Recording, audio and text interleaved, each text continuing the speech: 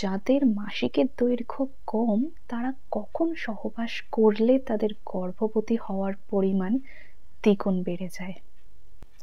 সমস্ত মহিলাদের মাসিক চক্রের দৈর্ঘ্য সমান হয় না।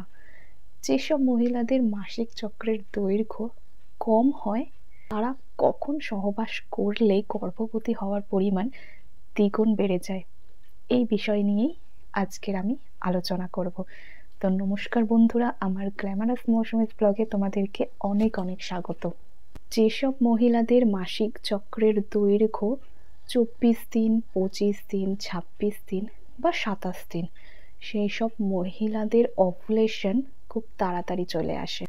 অর্থাৎ মাসিক শুরু হওয়ার চতুর্থ বা পঞ্চম দিন থেকেই কিন্তু এদের ওভুলেশনের প্রক্রিয়া শুরু হয়ে যায়।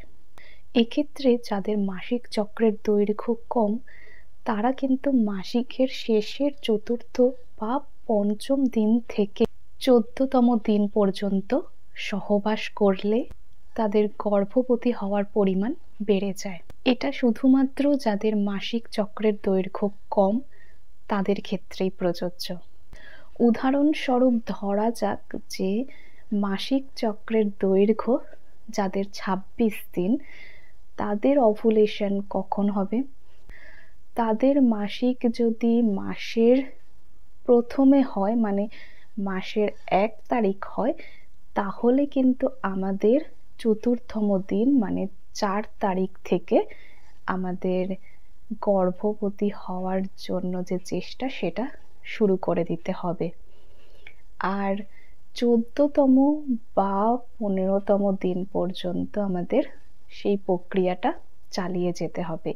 মানে মাসের চতুর্থম দিন থেকে 15তম দিন পর্যন্ত আমাদের এই প্রক্রিয়া যদি আমরা প্রতিদিন বা একদিন অন্তর অন্তর করে থাকি তাহলে কিন্তু আমাদের গর্ভবতী হওয়ার পরিমাণ দ্বিগুণ বেড়ে যাবে।